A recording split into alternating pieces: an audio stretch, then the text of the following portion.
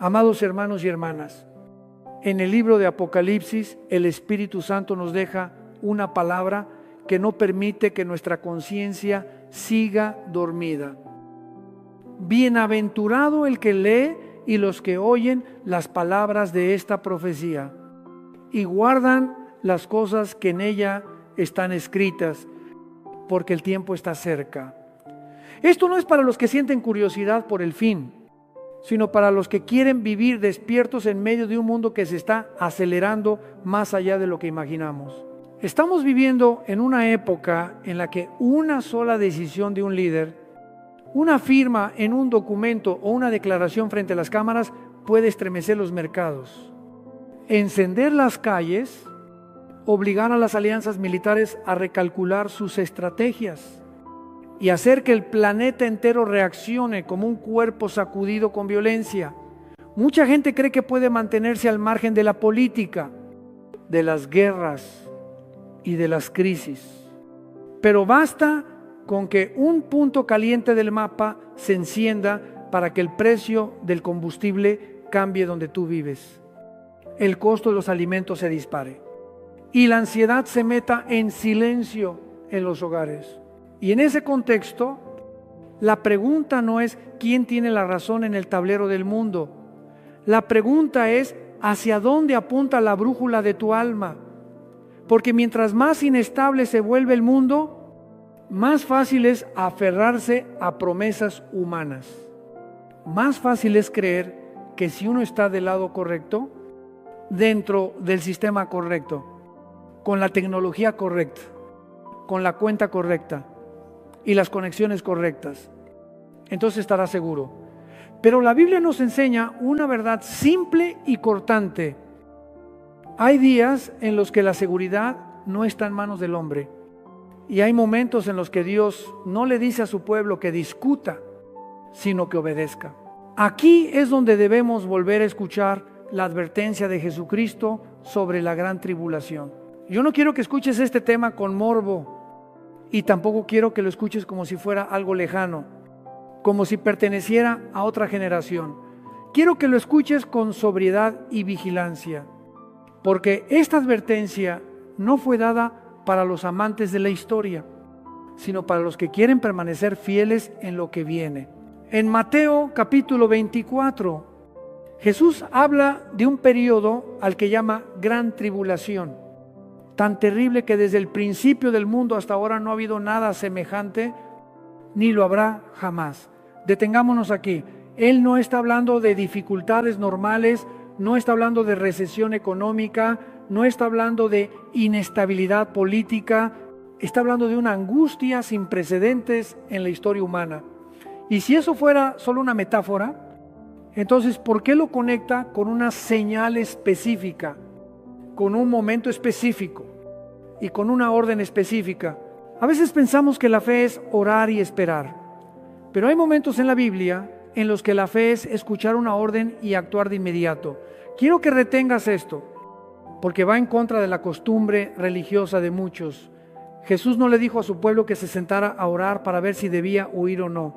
Él dijo claramente que cuando apareciera una señal clave, los que estuvieran en Judea tenían que huir, no debatir, huir, no posponer, huir, no negociar con las circunstancias. Entonces, ¿qué viene que obliga a Jesús a hablar con ese tono? Amados hermanos y hermanas, una de las tentaciones más peligrosas de nuestra época es la sensación de que siempre habrá más tiempo. Vivimos con agendas, alarmas, planes a largo plazo, metas de 5 y 10 años. Y eso nos hace olvidar que la historia también tiene momentos de quiebre.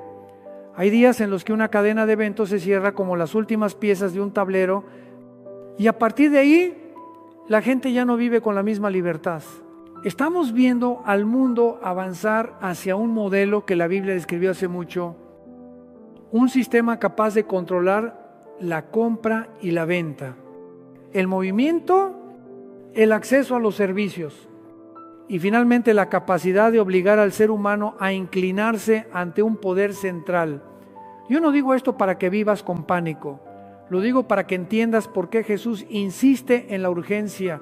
Cuando ese sistema esté completo, cuando esa puerta se cierre, ya no decidirás por comodidad, decidirás por supervivencia. Y es precisamente ahí donde Jesús nos confronta con una pregunta silenciosa. ¿Qué estás preparando? ¿Estás preparando bienes o estás preparando obediencia? ¿Estás preparando planes o estás preparando fe? Porque llegará un momento en el que lo que te sostenga no será lo que guardaste en casa, sino tu capacidad de escuchar la voz de Dios y obedecer sin demora. Quiero recordarte que la Biblia no es un libro para pelearnos por calendarios. La Biblia es lámpara a nuestros pies y luz en nuestro camino. Y cuando Jesús advierte sobre la gran tribulación, no lo hace para que vivamos aterrados. Lo hace para que no seamos sorprendidos, para que no seamos adormecidos, para que sepamos que Dios sigue reinando y que su pueblo no camina hacia la oscuridad sin una luz que lo guíe. Amados hermanos y hermanas, ahora vamos a entrar en el punto decisivo. Jesús dijo que existe una señal que abre la puerta a ese periodo de angustia. Él la nombró directamente usando las palabras del profeta Daniel. Y cuando esa señal aparezca, Él ordena huir. Amados hermanos y hermanas, Jesucristo no dejó a su pueblo caminar hacia días de oscuridad con frases vagas. Él señaló una señal tan clara que la nombró sin rodeos. Y añadió una frase que clava el mensaje en la conciencia: el que lee, entienda. No dijo adivinen, no dijo imaginen, dijo entiendan. Entonces, ¿cuál es esa señal?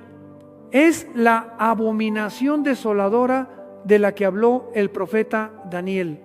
En Mateo capítulo 24, a partir del versículo 15, Jesús enseña que cuando ustedes vean la abominación desoladora puesta en el lugar santo, entonces los que estén en Judea deben huir. Noten esto.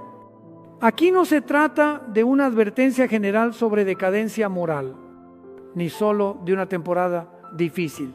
Es un hecho concreto, en un contexto concreto, ligado a un lugar concreto, y marca un giro que la Biblia presenta como una línea que ya no se puede desandar. Ahora tenemos que hacer preguntas. ¿Por qué Jesús usa la palabra abominación? ¿Por qué dice que produce desolación? ¿Y por qué este evento tiene tanto peso que abre la puerta a la gran tribulación? Regresemos a Daniel capítulo 9, versículo 27. Allí se habla de un personaje que confirmará un pacto por una semana. Y a la mitad de esa semana hará cesar el sacrificio y la ofrenda y levantará la abominación desoladora. Amados hermanos y hermanas, esto no es un detalle secundario. Es un clavo en el mapa profético de la Escritura. Se establece un pacto, se interrumpe la adoración y se instala una sustitución que ofende a Dios justamente donde debería estar su honra. Y cuando unimos esto con 2 de Tesalonicenses capítulo 2, Pablo describe al hombre de pecado, el hijo de perdición, el que se opone y se exalta sobre todo lo que se llama Dios, de tal manera que se sienta en el templo de Dios como Dios, haciéndose pasar por Dios. Aquí ya no estamos hablando de religión normal ni de política normal, esto es usurpación. Es el momento en que un hombre, o mejor dicho, un poder levantado por las tinieblas, exige públicamente la adoración que solo Dios merece. Entonces, ¿por qué Jesús manda huir? Porque cuando esa señal aparezca, el mundo ya no funcionará como antes. En ese punto, todas las fronteras se redibujan. Los que no se inclinen serán vistos como enemigos del nuevo orden. Los que no se sometan serán expulsados del sistema. Y amados hermanos y hermanas, por eso Jesús no les dijo, preparen sus cosas, sino dejen sus cosas. No porque Él desprecie los bienes, sino porque en esa hora la demora mata. piénsenlo con sobriedad. Cuando un sistema de poder busca control total, no empieza necesariamente con espadas, empieza con legalidad, empieza con promesas de estabilidad, empieza con consignas de paz y seguridad, empieza logrando que la gente cambie libertad por comodidad, conciencia por beneficios, ¿verdad? Por sensación de calma. Y cuando todo queda cerrado, entonces la elección ya no será fácil. Por eso les digo, esta señal no nos fue dada para ganar discusiones, sino para despertar a tiempo. Porque Jesús no solo dijo que alguien se levantaría, Él dijo que habrá un momento que ustedes deben reconocer de inmediato. Y llamó a ese momento por el nombre que Daniel ya había puesto. Amados hermanos y hermanas, algunos preguntarán, ¿qué tiene que ver esto con lo que vivimos ahora? Yo respondo con claridad. Estamos viendo al mundo ensayar. No digo que todo sea exactamente ya así, pero digo que el mundo está aprendiendo a vivir bajo vigilancia, bajo identificación, bajo dependencia del sistema y especialmente bajo el dominio del miedo.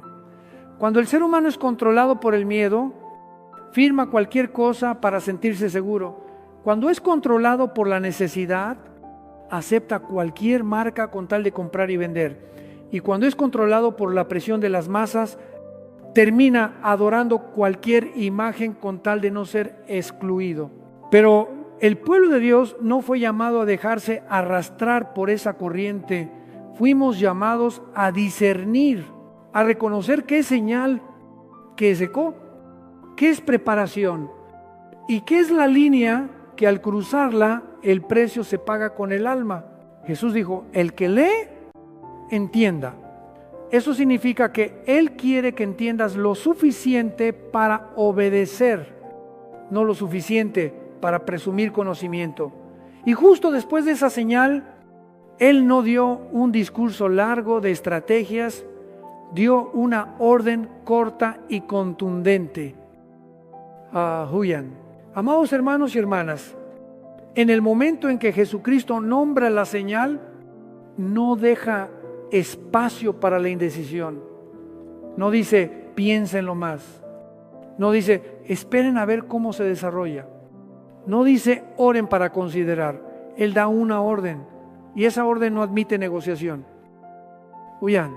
En Mateo capítulo 24, el Señor declara que cuando aparezca esa señal, los que estén en Judea deben huir a los montes. Y luego añade, el que esté en la azotea no descienda a tomar algo de su casa, y el que esté en el campo no vuelva atrás para tomar su capa. Amados hermanos y hermanas, este es el lenguaje de una evacuación de vida o muerte, no el lenguaje de una simple lección moral. Jesús está hablando como quien ve venir una ola destructora desde lejos y sabe que un segundo de retraso significa quedarse sin salida. Y lo que a muchos les cuesta aceptar es que Jesús no permite que carguemos aquello a lo que el corazón se aferra. Él confronta el instinto de acumular, el instinto de retener, el instinto de proteger la comodidad. Dice, no vuelvan atrás, no entren a la casa, no regresen, sientan el ritmo de esas frases. No es prisa emocional, es la urgencia de la verdad. Porque cuando se levanta un sistema de persecución, no te da tiempo para acomodarte. Cuando el poder de las tinieblas llega a su madurez, no te pregunta si estás listo, cierra puertas, aprieta el cerco y obliga a la gente a decidir en medio del camino. Y precisamente por eso Jesús lo dijo de antemano, para que cuando llegue el momento, su pueblo no quede paralizado por la sorpresa. Amados hermanos y hermanas, Marcos capítulo 13 repite la misma orden con el mismo espíritu. Lucas capítulo 21 coloca esa advertencia en el contexto de Jerusalén rodeada y Lucas lo expresa con claridad. Los que estén en Judea huyan a los montes. Los que estén dentro de la ciudad salgan. Y los que estén fuera no entren. Noten esto. La Escritura no dice quédense para probar valentía, ni dice resistan para probar fe. La Escritura dice salgan, porque hay momentos en que la fe no se demuestra quedándose, sino obedeciendo a tiempo. ¿Por qué los montes? Porque los montes significan separación del centro del poder, dificultad para el perseguidor y distancia de los lugares donde el control del sistema es más fuerte.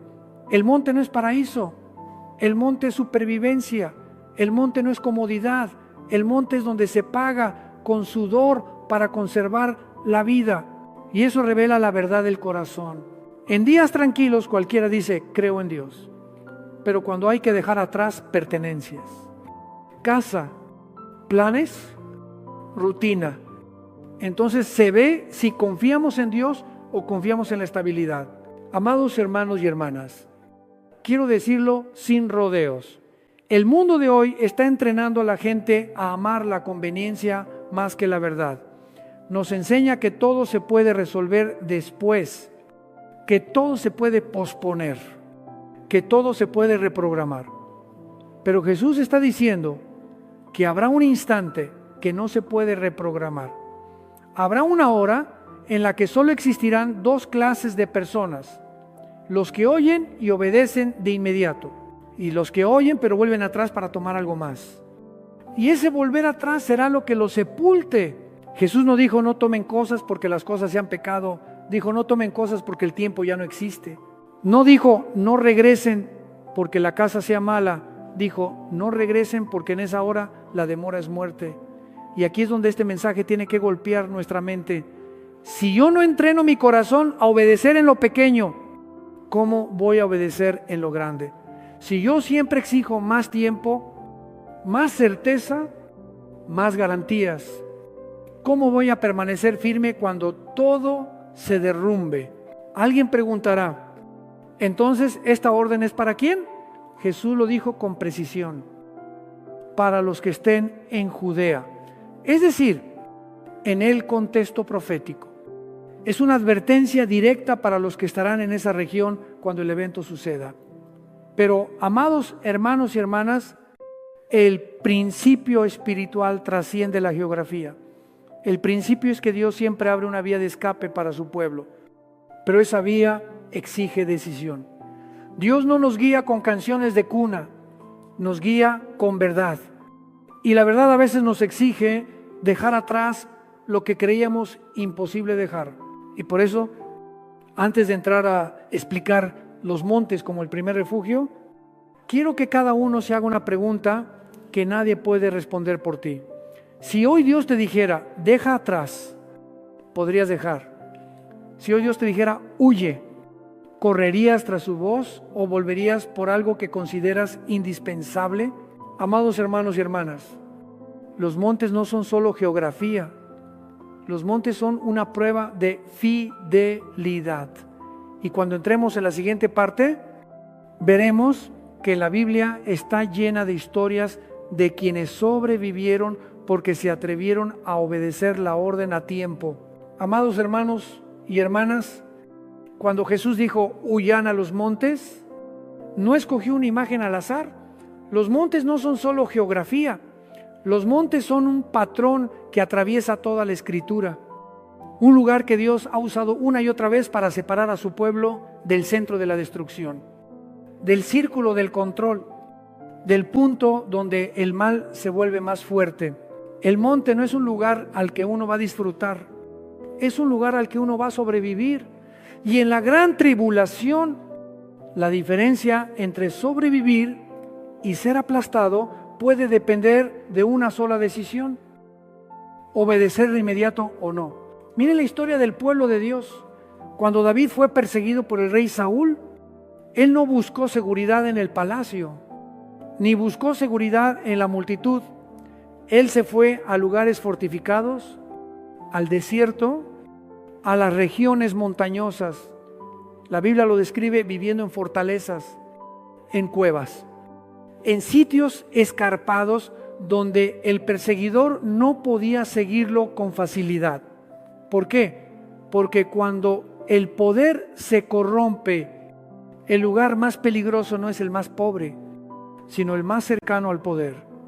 Mientras más cerca estés del centro de la persecución, más fácil te devora.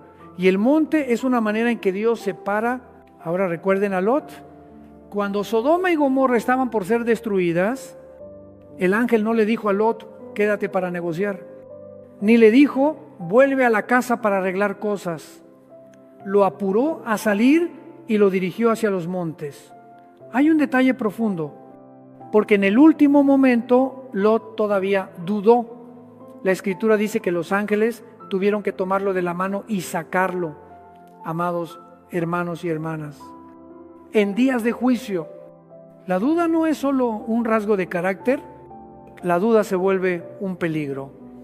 Y el monte, en esa historia, no es solo altura, es separación del territorio señalado para destrucción. Ahora llevemos ese principio a las palabras de Jesús. Él dijo que los que estén en Judea deben huir a los montes. ¿Por qué son importantes los montes alrededor de Jerusalén? Porque cuando estalle el evento, la ciudad se convertirá en el lugar que será controlado con mayor rapidez. Donde hay puertas, caminos, mercados, orden, fuerzas de seguridad y sistema. Allí el cerco se cierra primero y cuando se cierre ya no tendrá libertad para salir. Los montes, en cambio, son distintos. No son cómodos para la maquinaria del control. Son difíciles de dominar, son difíciles de rastrear. No son el terreno ideal para una dominación centralizada. No son atractivos para un poder que quiere tender redes. Amados hermanos y hermanas, entiendan algo muy realista. En tiempos de caos, lo que mata a la gente no es solo la violencia, es quedar atrapado. Quedar atrapado en una ciudad cuando todas las salidas se cierran. Quedar atrapado en una red cuando todas las opciones están controladas. Quedar atrapado en una multitud cuando el pánico se extiende como fuego. Jesús lo sabe. Por eso dijo, huyan a los montes. No porque sea fácil, sino porque allí se abre una posibilidad de sobrevivir. Pero los montes también nos hablan de algo más profundo. El monte es aislamiento. El monte es el lugar donde ya no dependes de la comodidad de siempre. El monte es el lugar donde enfrentas tus temores, la escasez, la incertidumbre. Y es allí donde se revela la fe auténtica. Hay quienes dicen, yo creo en Dios, pero solo mientras están en una zona segura. Cuando son llevados al monte, donde no hay garantías humanas, donde no hay control social, donde no hay respaldo del sistema, entonces se ve de qué se están agarrando. Amados hermanos y hermanas, Jesús no dijo vayan a los montes para que vivamos como salvajes. Él lo dijo para que escapemos de lo que el mundo va a levantar. Un control total. Y esto golpea el espíritu de nuestra época, porque la gente hoy cada vez odia más la incomodidad, odia la dificultad, odia tener que salir de lo familiar. Pero habrá días en los que tu vida espiritual e incluso tu vida física dependerá de si te atreves a salir de tu zona conocida. Y también debemos decirlo con claridad, el monte no salva a nadie si no hay obediencia. El monte no tiene poder en sí mismo. El monte es solo el camino que Dios señala. Lo decisivo no es la roca, ni la altura, ni la topografía. Lo decisivo es la voz de Dios y la obediencia de su pueblo. Puedes estar en el monte y aún así morir si tu corazón no pertenece al Señor. Y puedes perder la vida en la llanura y aún así ser bienaventurado si tu corazón permanece fiel. Pero en el orden de rescate de Dios, Él abre rutas reales, concretas, y exige decisión. Amados hermanos y hermanas, por eso decimos que los montes son el primer refugio, porque toda la Biblia lo enseña. Cuando el juicio se acerca, Dios suele separar a su pueblo del centro de la destrucción. Él abre un camino para que el que sabe escuchar pueda escapar. Y los montes alrededor de Jerusalén muestran que la profecía no es una idea. También tiene dirección, pero aquí surge una inquietud. Si los montes son la primera salida, entonces, ¿qué pasa con los que Dios guardará durante 3 años y medio? La Escritura habla de un lugar en el desierto preparado de antemano. Y cuando entremos en la siguiente parte, veremos que esto no es un impulso emocional, sino una cadena profética unida texto con texto, palabra con palabra y con marcas de tiempo precisas. Amados hermanos y hermanas, si los montes son la vía de escape urgente cuando la puerta se está cerrando, el desierto es la imagen de la preservación soberana cuando la tormenta ya se ha desatado. Dios no solo dice huyan para escapar, Dios también revela que existe un lugar preparado para proteger, sustentar y guardar a su pueblo durante un periodo exactamente determinado. Y cuando la Biblia habla de un tiempo marcado, entiéndalo bien, Dios no habla con emoción, Dios habla con orden, Dios habla con plan, Dios habla con el reloj del cielo. En Apocalipsis capítulo 12 aparece una escena impresionante. La mujer que representa al pueblo de Dios en el marco de Israel fiel es perseguida por el dragón. Y la Escritura dice que la mujer huyó al desierto a un lugar que Dios había preparado para ella, para que allí la sustentaran 1260 días. Luego el texto añade que a la mujer se le dieron las 2 alas de la gran águila para volar al desierto, a su lugar, donde es sustentada por un tiempo y tiempos, y la mitad de un tiempo lejos de la presencia de la serpiente. Amados hermanos y hermanas, quiero que se aferren a esas palabras. Había preparado. Esa es la llave de toda esta parte. Dios no se sorprende. Dios no queda a la defensiva. Él no espera que el anticristo levante su red de persecución para recién entonces buscar cómo rescatar. Él prepara antes. Mientras el mal planea en la tierra, Dios ya ha puesto una vía de escape en su propósito eterno. Y noten otra cosa. La Biblia no dice que ellos solo se esconden desesperadamente. La Biblia dice que son sustentados.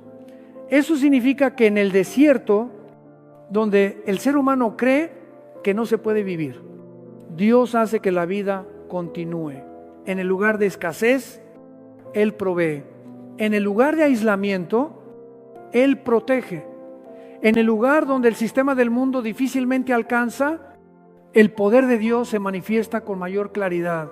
Amados hermanos y hermanas, el desierto ha sido el lugar donde Dios ha formado a su pueblo.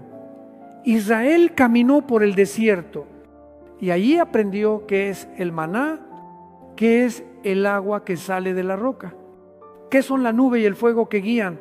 Elías huyó al desierto y Dios usó cuervos para traerle alimento. Y luego envió un ángel con pan y agua para que caminara 40 días. El desierto siempre ha sido el sitio donde el hombre se queda sin apoyos humanos, para tener que apoyarse en Dios. Y en la gran tribulación, el desierto se convierte en el escenario que expone una verdad que la comodidad moderna intenta ocultar. El hombre no vive solo de pan, sino de toda palabra que sale de la boca de Dios. Entonces, ¿por qué el desierto aparece como un lugar preparado? Porque en los días más oscuros, el lugar más peligroso no siempre es donde no hay nada, sino donde hay demasiadas cosas, demasiadas dependencias, demasiadas redes, demasiados nudos.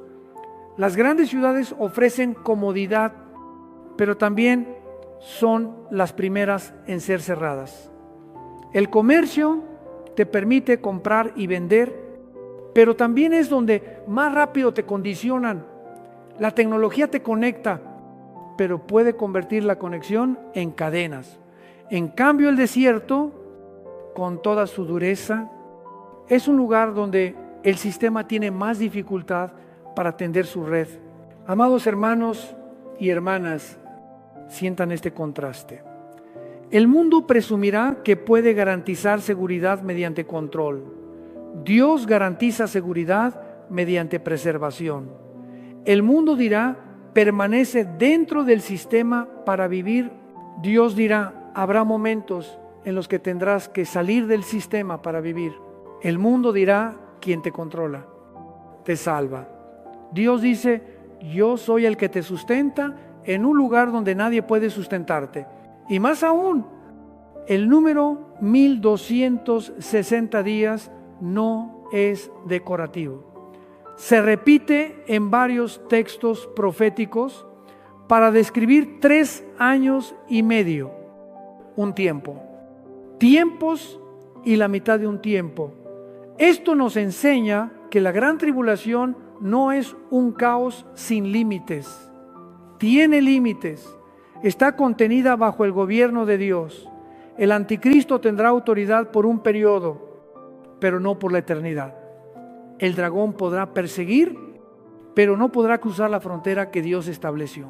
Y si preguntas por qué Dios permitiría que su pueblo pase por un lugar tan duro, yo respondo, porque el desierto no es solo refugio, el desierto es purificación.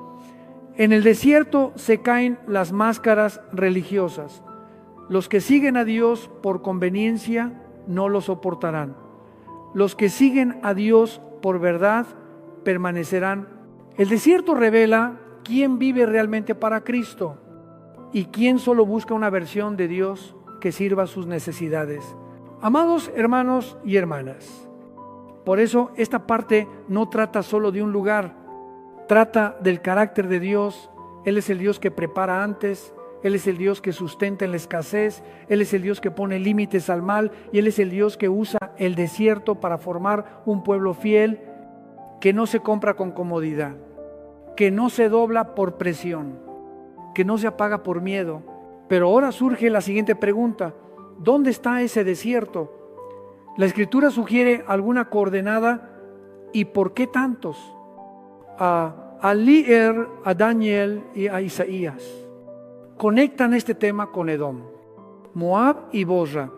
En la próxima parte colocaremos cada pieza en su sitio para ver que la profecía no es niebla y que Dios no habla en oscuridad. Amados hermanos y hermanas, cuando hablamos de un desierto preparado de antemano, la mente seria tiene que hacer la siguiente pregunta: ¿la Biblia deja alguna huella sobre esa región? ¿O esto es solo una idea general de algún lugar distante? Y la respuesta es que la Biblia no nos entrega un mapa moderno, pero sí deja coordenadas mediante nombres, expresiones y frases que se repiten como clavos proféticos fijados en la tierra de la historia. Primero, tenemos que volver a Daniel capítulo 11, versículo 41. Allí aparece un detalle muy extraño. Cuando el anticristo entra en la tierra gloriosa, es decir, en el territorio que ocupa un lugar central en el plan de Dios dentro del marco de Israel, el texto dice que hay regiones que escaparán de su mano: Edom, Moab y la parte principal de los hijos de Amón. Amados hermanos y hermanas, ¿por qué se mencionan precisamente esas 3 zonas? Si ese hombre domina amplias regiones, sí devora naciones. ¿Por qué hay una franja de tierra que el texto afirma que no quedará bajo su control? Aquí es donde muchos comienzan a unir piezas. Edom, Moab y Amón son nombres ligados al área al sureste de Israel, relacionados fuertemente con un territorio que hoy asociamos con Jordania. Y si Apocalipsis capítulo 12 dice que existe un lugar en el desierto preparado para sustentar al pueblo de Dios durante 1260 días, entonces la pregunta se vuelve razonable. ¿Acaso la región que Daniel describe como fuera de su mano es la misma región que Dios usa como refugio? Pero vayamos un paso más. En Isaías capítulo 63 encontramos una escena poderosa. Aparece un personaje con vestiduras teñidas y el texto pregunta ¿de dónde viene? La respuesta es clara. Viene de Edom, de Bosra. Amados hermanos y hermanas, este es el tipo de pasaje que, si se lee superficialmente, muchos lo toman como poesía, pero si se lee como alguien que cree que la Escritura habla de realidades históricas y proféticas, se percibe que aquí hay una dirección. ¿Por qué el Mesías es descrito como viniendo de Edom, de Bosra, dentro de un contexto de juicio y liberación? En este punto, muchos estudiosos han debatido el significado de Bosra. Algunos la entienden como un lugar histórico en territorio de Edom, otros la relacionan con regiones de roca roja y fortalezas naturales en la zona que hoy asociamos con Jordania. Y quiero hablarles con claridad. Debemos distinguir entre lo que la Biblia afirma y lo que el hombre deduce.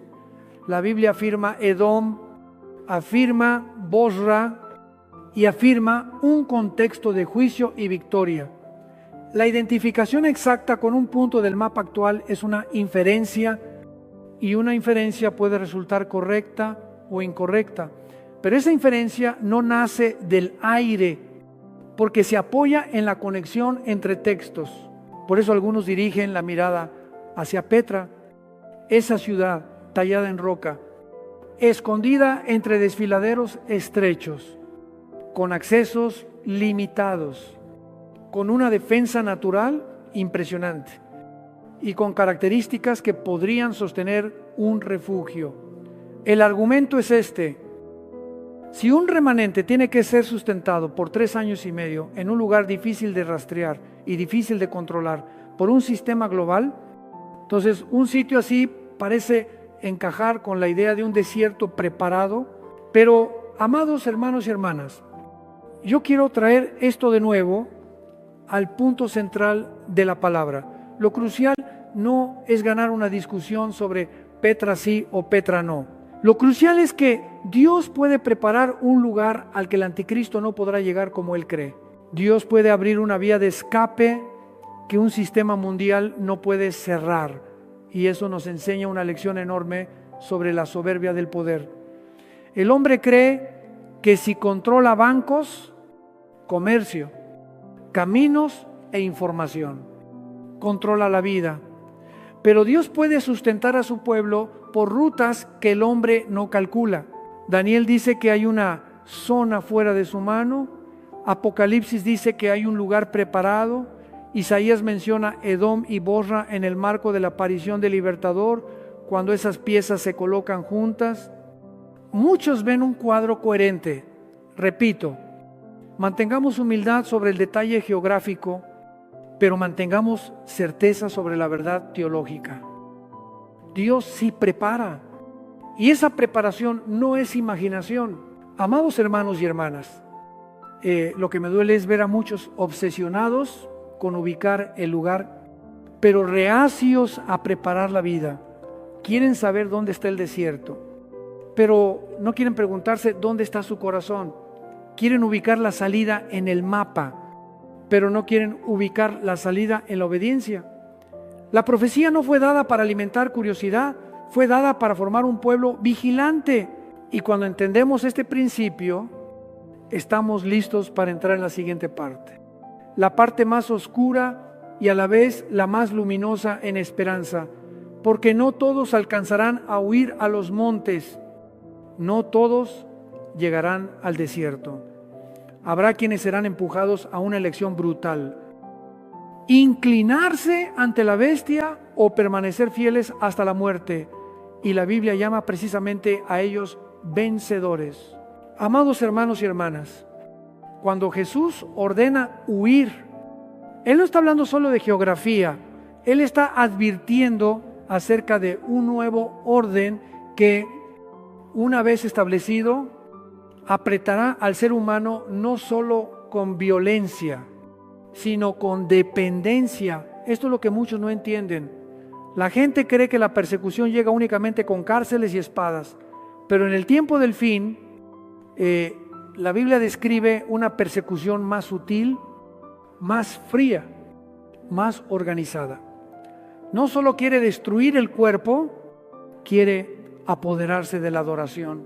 En Apocalipsis capítulo 13, La Escritura presenta a la bestia no solo como un individuo, sino como un poder que opera mediante un sistema.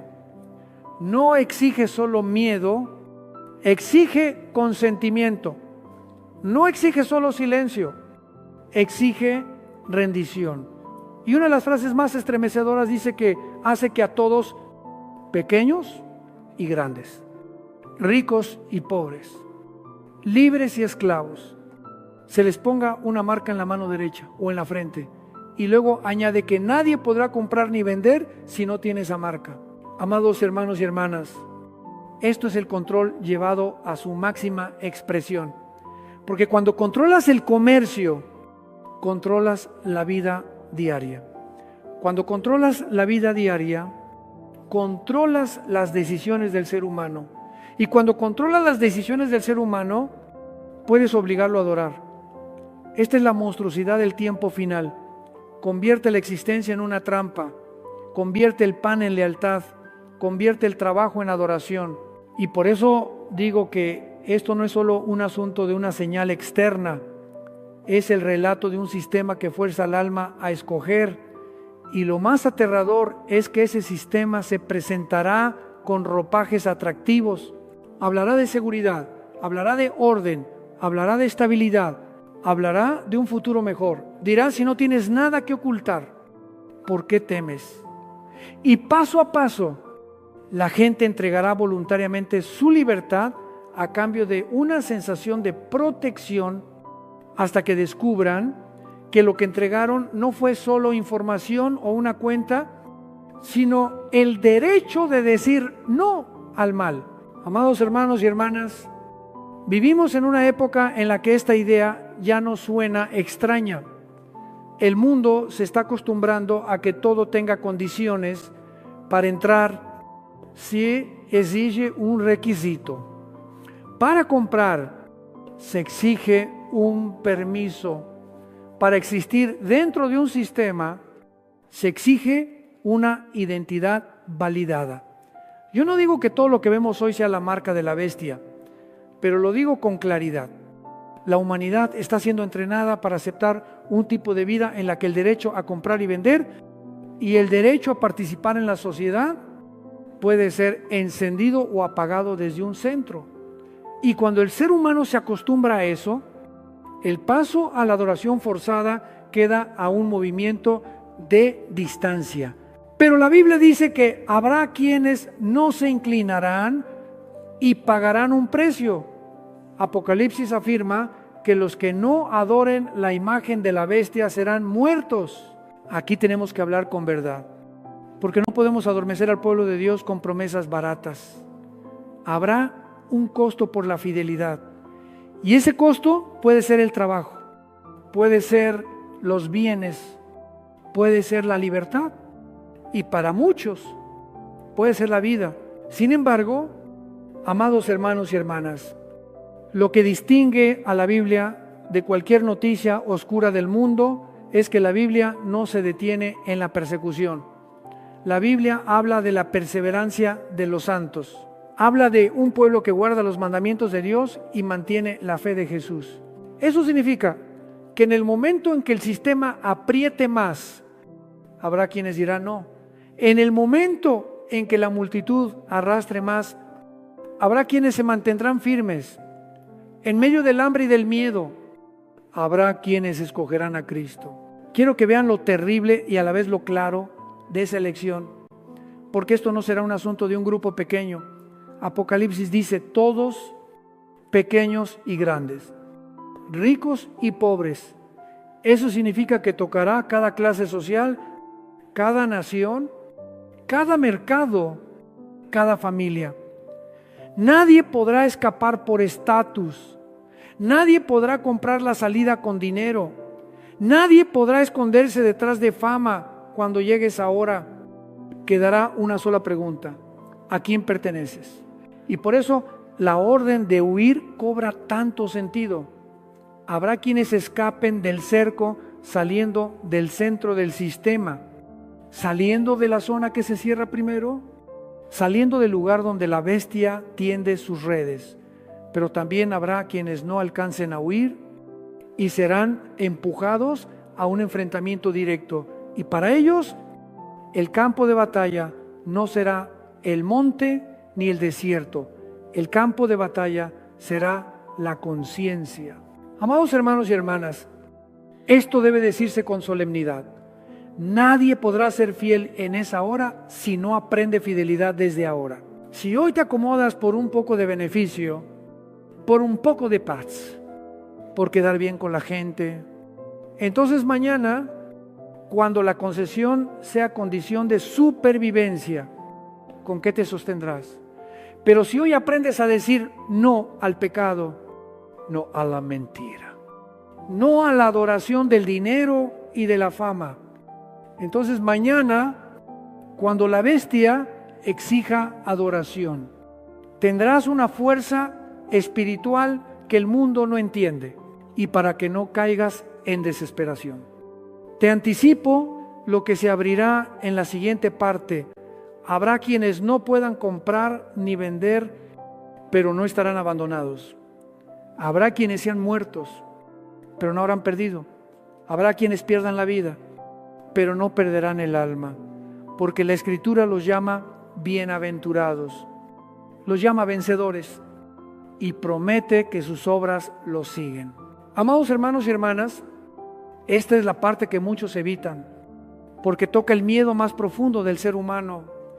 La gente puede escuchar acerca de los montes, escuchar acerca del desierto, escuchar acerca de rutas de escape y en silencio pensar que ellos serán los que alcanzarán a huir. Pero la Biblia no promete que todos alcanzarán. Y si somos honestos con la palabra, debemos decir esto con solemnidad. Habrá muchos que no podrán escapar del cerco del sistema y serán empujados a una decisión sin zona gris. Apocalipsis capítulo 13 nos muestra la crueldad fría de la bestia. No solo prohíbe, obliga, no solo amenaza, castiga. Construye un mundo donde el que no tenga la marca no puede comprar ni vender. Y cuando el ser humano es estrangulado así, lo más natural será decir solo una vez, solo para vivir, solo para alimentar a mis hijos, solo para pasar esta etapa. Pero, amados hermanos y hermanas, esa es la trampa del tiempo final. Convierte la vida temporal en el precio del alma eterna. Entonces, ¿qué pasa con los que se niegan? La Biblia no lo esconde. Dice con claridad que habrá quienes serán muertos por no adorar la imagen de la bestia, por no inclinarse ante el mal. Pero la Escritura hace algo que ningún libro humano puede hacer. Invierte el significado de la derrota. Llama bienaventurados a los que mueren en el Señor en ese periodo. Apocalipsis capítulo 14 habla de la perseverancia de los santos, los que guardan los mandamientos de Dios y la fe de Jesús. Y luego declara: bienaventurados los muertos que de aquí en adelante mueren en el Señor. Sí, dice, el Espíritu descansarán de sus trabajos, porque sus obras con ellos siguen. Amados hermanos y hermanas, esto es una declaración que sacude. El mundo dice morir es terminar. La Biblia dice morir en el Señor es entrar en descanso y recompensa. El mundo dice son perdedores. La Biblia dice son bienaventurados. Y Apocalipsis capítulo 12 va todavía más lejos. Dice que los santos vencieron al dragón por la sangre del Cordero y por la palabra de su testimonio, y menospreciaron sus vidas hasta la muerte. Amados hermanos y hermanas, esta frase no glorifica la muerte, glorifica la fidelidad. No llama a buscar la muerte. Dice que cuando fueron empujados contra la pared, no vendieron su alma. Vencieron no con espada, sino sin negociar con el mal. Vencieron no con poder político, sino poniendo a Cristo por encima de la vida temporal. Luego Apocalipsis capítulo 20 pinta una escena que, si de verdad la crees, rompe el miedo. Allí se habla de los que fueron muertos por el testimonio de Jesús, los que no adoraron a la bestia ni a su imagen, y no recibieron la marca en su frente ni en su mano. Y la Escritura dice que vivieron y reinaron con Cristo 1000 años. Esto es una inversión total. El sistema los mata para callarlos, pero Dios los resucita para que reinen. El mundo los expulsa de la sociedad, pero Dios los introduce en el reino. El mundo les quita todo derecho, pero Dios les concede autoridad. Por eso llamamos a esto un refugio espiritual, no en el sentido de comodidad, sino en el sentido de certeza. En la gran tribulación habrá lugares que pueden cubrir el cuerpo, pero solo hay un lugar que protege el alma: estar en Cristo. Habrá lugares que pueden ayudarte a evitar la persecución, pero solo la fidelidad te libra del engaño. Y habrá quienes pierdan la vida, pero no perderán lo eterno. Amados hermanos y hermanas, quiero decirlo con un corazón pastoral y con firmeza: no debemos predicar un evangelio que haga creer a la gente que seguir a Cristo garantiza seguridad física. Debemos predicar un evangelio que haga entender que seguir a Cristo garantiza seguridad del alma, y que esa seguridad, si es necesario, se sella con fidelidad hasta la muerte. Jesús no prometió a todos sus discípulos que evitarían el sufrimiento. Prometió que nadie los arrebataría de su mano. Y esa promesa es más grande que cualquier promesa de comodidad. Pero cuando hablo de martirio, no lo hago para llevarte a la desesperación. Lo hago para liberarte del miedo. Porque el miedo es el arma más fuerte de la bestia. No solo amenaza con la espada, amenaza con la idea de que si no te inclinas, lo perderás todo. Pero la Biblia responde que el fiel no lo pierde todo. El fiel puede perder todo en la tierra, pero recibe todo en el cielo. Y esto es algo que debe entrar en nuestra vida desde ahora. Si vives como si esta vida fuera todo, te comprarán por cualquier precio. Pero si vives como si la eternidad fuera real, no te comprarán, aunque el precio sea alto. Por eso la Escritura los llama vencedores. Amados hermanos y hermanas, la siguiente parte nos llevará a una discusión que muchos han convertido en disputa. ¿Dónde está la iglesia en todo esto? Hay quienes dicen que la iglesia será arrebatada antes de todo. Otros dicen que la iglesia pasará por estos días. Y debemos presentar esto con el espíritu de la palabra, con la sobriedad de los que temen más a Dios que a la polémica, y con el énfasis que doctor Armando Alducín suele hacer sobre la frontera entre la gran tribulación y la ira final de Dios. Amados hermanos y hermanas, llegados a este punto, entramos en un terreno que muchos han convertido en campo de batalla. Discuten fechas, discuten el orden de los eventos, discuten posturas y al final pierden lo que el Señor quiere de nosotros. Vigilancia, obediencia y fidelidad. Yo no quiero que seamos expertos en debates y débiles en santidad. Yo quiero que seamos un pueblo que coloca la Biblia en su lugar, para que la Biblia interprete la Biblia y para que nuestras vidas queden preparadas. Tenemos que comenzar con un fundamento en Daniel capítulo 9, versículo 27.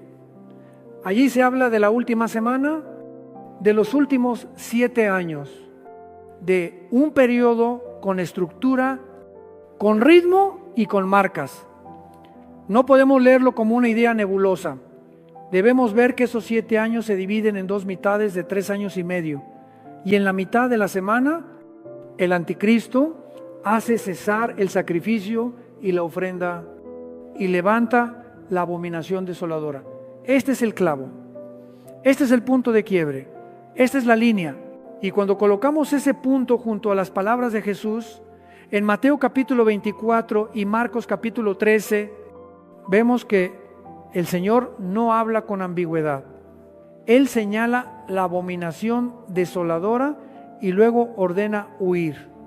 Eso significa que la gran tribulación no es una tormenta inesperada, se activa por un evento concreto, en un momento concreto. Y Jesús quiere que su pueblo lo reconozca a tiempo para obedecer a tiempo. Ahora tocamos lo que a muchos les enciende el ánimo. ¿Dónde está la iglesia dentro de todo este cuadro? Yo lo digo con claridad. Si no distinguimos bien, caeremos en dos extremos peligrosos.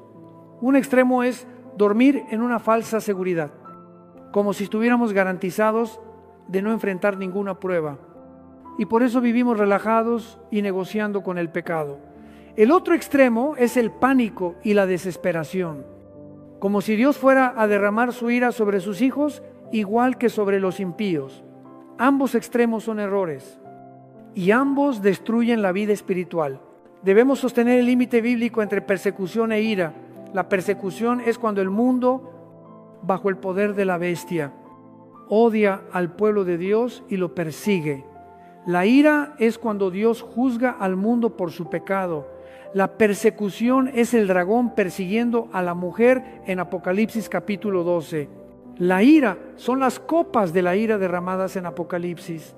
Si mezclamos estas dos realidades, o adormecemos al pueblo con una confianza vacía, o lo aplastamos con miedo. Por eso yo les hablo así. No podemos prometer que no habrá tribulación, porque Jesús nunca lo prometió. La historia del pueblo de Dios jamás ha sido una historia libre de sufrimiento, pero tampoco podemos presentar a Dios como alguien que derrama su ira sobre sus hijos como la derrama sobre el rebelde. Debemos ser justos con el texto. Dios disciplina y prueba a su pueblo, pero Dios juzga al mundo. Dios permite persecución, pero Dios pone límites y Dios prepara salida, como Jesús lo enseñó y como Apocalipsis lo muestra.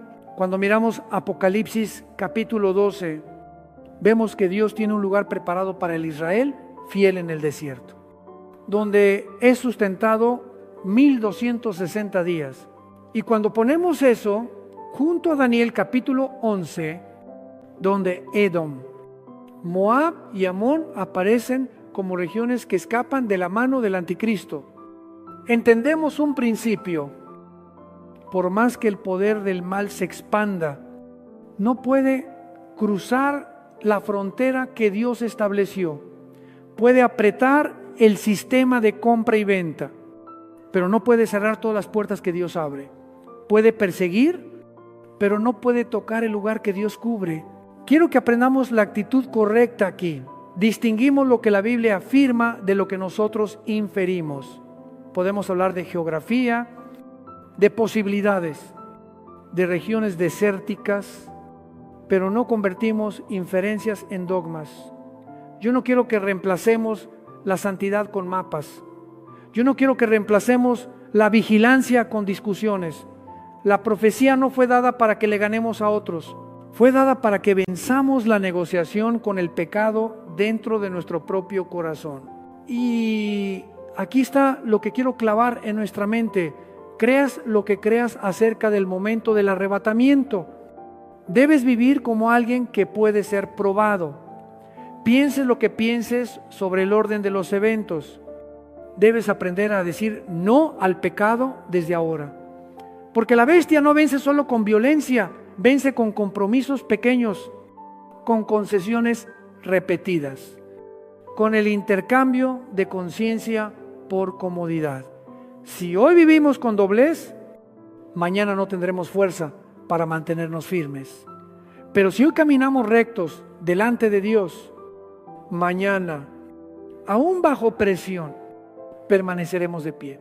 Amados hermanos y hermanas, cuando guardamos bien ese límite y mantenemos el enfoque correcto, entramos en la última parte no con pánico, sino con esperanza. El final de la historia no es la bestia, no es la marca, no es el sistema de compra y venta. El final de la historia es que Jesucristo volverá, y cuando Él vuelva, todo poder orgulloso se desplomará. Toda red de control se deshará como polvo, y los fieles, ya sea que hayan huido o hayan muerto, serán levantados por el Señor para reinar con Él. Amados hermanos y hermanas, quiero que terminemos no con miedo, sino con certeza, porque el final de esta historia no es la bestia, no es la marca, no son los montes ni el desierto. El final de esta historia es Jesucristo. Y si fijamos los ojos solo en la oscuridad, temblaremos. Pero si fijamos los ojos en el Dios que gobierna la historia, permaneceremos firmes. Apocalipsis capítulo 19 abre una escena que ningún poder en la tierra puede detener. El cielo se abre y aparece uno montado en un caballo blanco. Su nombre es fiel y verdadero, juzga y pelea con justicia. Sus ojos son como llama de fuego. En su cabeza hay muchas coronas y lleva un nombre que nadie conoce sino él. Está vestido de una ropa teñida en sangre y su nombre es el Verbo de Dios. Amados hermanos y hermanas, este es el que la bestia teme más. Este es el que ningún sistema de control puede encerrar. Este es el que hace que aún las puertas cerradas se abran delante de él. Quiero que veamos la diferencia entre la bestia y Cristo. La bestia necesita una marca para obligar a la gente a inclinarse. Jesucristo no necesita una marca, porque toda autoridad le pertenece en el cielo y en la tierra. La bestia usa la compra y la venta para controlar. Jesucristo usa la verdad para libertar. La bestia construye un reino con miedo. Jesucristo establece su reino con justicia. Y cuando Él regrese, todo engaño terminará en un instante. Amados hermanos y hermanas, hemos hablado de 3 refugios: los montes, el desierto y la fidelidad hasta la muerte como un refugio espiritual. Ahora, lo digo con claridad, no son 3 caminos que llevan a 3 finales distintos. Son 3 circunstancias diferentes donde una sola cosa decide si tú perteneces al Señor y si tú le obedeces. Los montes pueden apartarte del cerco de la ciudad, el desierto puede apartarte de la red del sistema, pero solo Cristo puede apartarte del engaño y del juicio eterno. Y si alguno tiene que caminar por la vía del martirio, su muerte no cierra la historia, abre una puerta hacia la recompensa. Quiero hablarles con franqueza. Muchos aman la salida, pero no aman al Salvador. Aman saber dónde es seguro, pero no aman la santidad. Aman adivinar fechas, pero no aman guardar el corazón limpio. Y ese es un error mortal, porque si conoces todos los lugares, todas las fechas, todo el orden, pero no guardas la fe, ese conocimiento solo te dará una confianza falsa. Pero si no conoces cada detalle y aún así permaneces fiel a Cristo, entonces ya estás en el refugio más grande. Por eso, lo que debemos llevarnos no es un mapa del desierto, sino un mapa de la conciencia. Debemos aprender a vivir sin vendernos al sistema. Debemos aprender a usar el mundo sin adorar al mundo. Debemos aprender a trabajar, a comprar, a vivir, pero sin convertir esas cosas en ídolos. Y debemos aprender a decir no al pecado desde ahora, porque la bestia no viene a negociar, viene a exigir adoración. El que se acostumbró a ceder en lo oculto no permanecerá firme cuando la presión salga a la luz. Amados hermanos y hermanas, también quiero que veamos la promesa final. Apocalipsis dice que la bestia y el falso profeta serán capturados y arrojados al lago de fuego. Eso significa que el mal tiene límite. Puede rugir, pero no puede sentarse en el trono para siempre. Puede sacudir al mundo, pero no puede cambiar el desenlace. Y los que pertenecen al Señor, los que no adoraron a la bestia, los que no recibieron la marca, los que no vendieron su conciencia, resucitarán y reinarán con Cristo. No es imaginación para consolar, es promesa de Dios. Entonces, ¿qué debemos hacer? Debemos velar, porque Jesús dijo, velen. Debemos estar listos, porque Él dijo, estén preparados. Debemos guardar nuestras vestiduras limpias, porque Apocalipsis declara, bienaventurado el que vela y guarda sus ropas, para que no ande desnudo y vean su vergüenza. Debemos amar la verdad más que la comodidad, porque en los últimos días comprarán a la gente con comodidad. Debemos temer a Dios más que a los hombres, porque el sistema de la bestia vive del temor al hombre. Y por último, yo llamo a todos a volver a Cristo. Si tú no le perteneces, cualquier salida será solo temporal. Pero si tú le perteneces, ya sea en el monte, en el desierto o aún en una cárcel, estás en sus manos.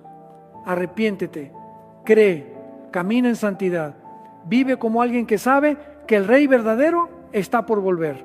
Y cuando el que cabalga en el caballo blanco aparezca, amados hermanos y hermanas, toda pregunta quedará en silencio, todo poder se inclinará y solo quedará una realidad: los que fueron fieles entrarán en su gloria. Amén.